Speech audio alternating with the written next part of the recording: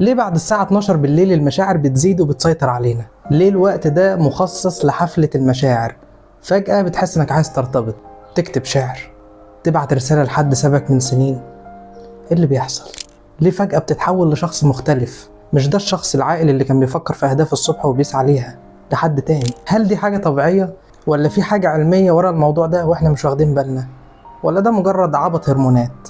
الحقيقة أغرب من كده بكتير.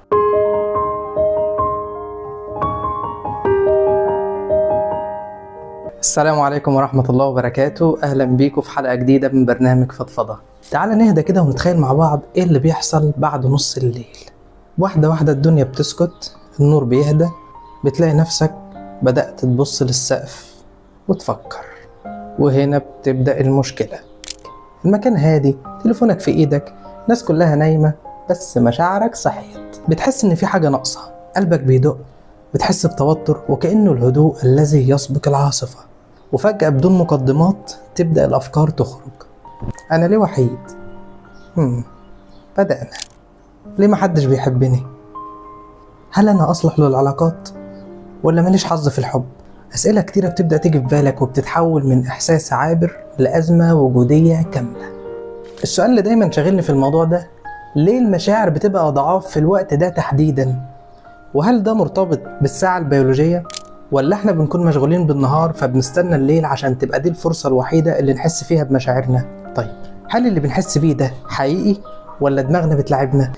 وهل لو نمت بدري كده هتنجو من حفلة المشاعر الليلية دي؟ جسمك ليه إيقاع بيتعامل بيه وجدول زمني محدد لنشاطه أو ما يعرف بالساعة البيولوجية. بعد الساعة 10 بالليل جسمك بيبدأ يفرز هرمونات زي هرمون الميلاتونين، وده بيهيئك للنوم، بس كمان بيهدي نشاط المخ التحليلي ويفعل الجزء العاطفي. يعني العقل بيقول شطبنا، والعاطفة بتبدأ تفتح بابها وتقول لم علينا عبيدك يا رب. بكل بساطة المنطق نايم والمشاعر قايمة. زائد مفيش مؤثرات خارجية، مفيش شغل، مفيش زحمة، مفيش حد بيزعق، فبيبقى صوت القلب واضح جدا. في فيلم هير البطل ارتبط بصوت ذكاء صناعي. أغلب اللحظات العاطفية في الفيلم كانت بتحصل بالليل، وكأن الليل هو الوقت اللي القلب بيقرر يتكلم فيه. ليه؟ لأن الليل فيه عزلة، فيه فرصة إن المشاعر تشتغل براحتها. في المشهد اللي البطل كان قاعد فيه قدام البحر وبيحكي لسامانثا عن وحدته، ده إحنا بعد الساعة 12. أنت بتكون محتاج حد يرد على أسئلة وجودية بتيجي في بالك، زي مثلا البيضة الأول ولا الفرخة؟ بس هنا في مشكلة، لأنه لو قالك البيضة هتقول له طب ليه مش الفرخة؟ فلو حب ياخدك على قد عقلك وقال لك خلاص الفرخة الأول، هتقول له الله ما أنت لسه قايل البيضة من شوية، ومش هنخلص. ما تجرب تنام يا اسطى، جرب تنام. انت مالك انت البيضة الاول ولا الفرخة؟ ما تفكر في الحاجات اللي في حياتك الاول. يعني اسأل نفسك، هي الخيبة الاول ولا الوكسة؟ لان دول اكتر حاجتين انت شاطر فيهم. في كتاب الانسان يبحث عن معنى لفيكتور فرانكل، لفت نظر ان الانسان في اقصى لحظات الوحدة بيبدأ يدور عن الحب والارتباط، مش لان الحب متاح، ولكن لان الفراغ بيخلق المعنى. يعني الليل بيخلق الفراغ، والفراغ بيخلق أسئلة جواك بتبدأ من خلالها تدور على معنى لحياتك. أسئلة زي أنا عايش لوحدي ليه؟ إيه اللي أنا بعمله مفيد في حياتي؟ ليه مفيش شريك في حياتي يسليني ويمشي معايا باقي المشوار؟ ومن هنا بنستنتج إن الفراغ خطر عليك. حاول ما تبقاش قاعد لوحدك وتحس بفراغ، لأن الفراغ هيخلق أسئلة أنت ما عندكش إجابة ليها، وبما إن ما عندكش إجابة ليها فأنت هتفضل متضايق ومضغوط نفسيا بسببها.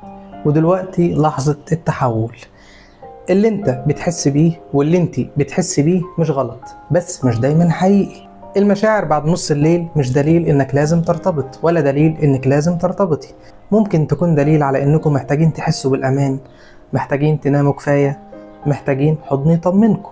لو بتنام بدري فانت ما بتتأثرش بالموضوع ده بنفس الشكل، وده لا يعني انك عديم المشاعر، ولكن بنومك بدري فانت كده بتتجنب حوارات انت مش قدها، حوارات تتعبك نفسيا. وده بيوضح عمق فكرة ان كل الاشخاص الناجحين مشتركين في عادة مهمة قوي بيعملوها، وهي انهم بيناموا بدري وبيصحوا بدري، وده بيخليهم اقل عرضة لفيضان المشاعر اللي بيحصل بعد نص الليل. ولو تأثروا بمشاعرهم بشكل ما فبتكون على هيئة حلم جميل، وممكن يصحوا من النوم ناسينه اصلا.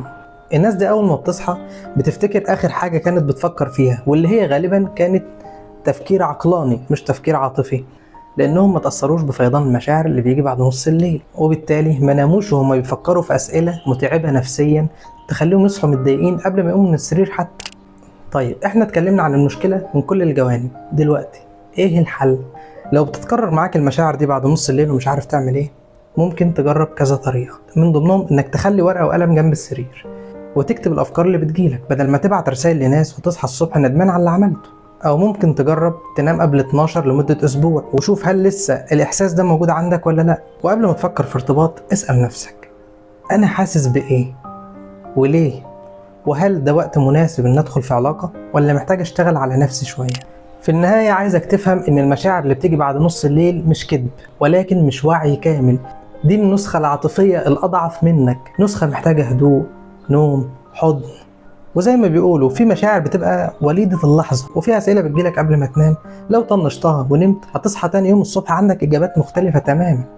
وبس كده. لو عجبتكم الحلقة ما تنسوش تشيروها عشان غيركم يستفيد، ولو احنا على اليوتيوب اشتركوا في القناة وفعلوا زر الجرس عشان يوصلكم كل جديد، ولو احنا على الفيسبوك اعملوا متابعة عشان برضه يوصلكم كل جديد. سلام.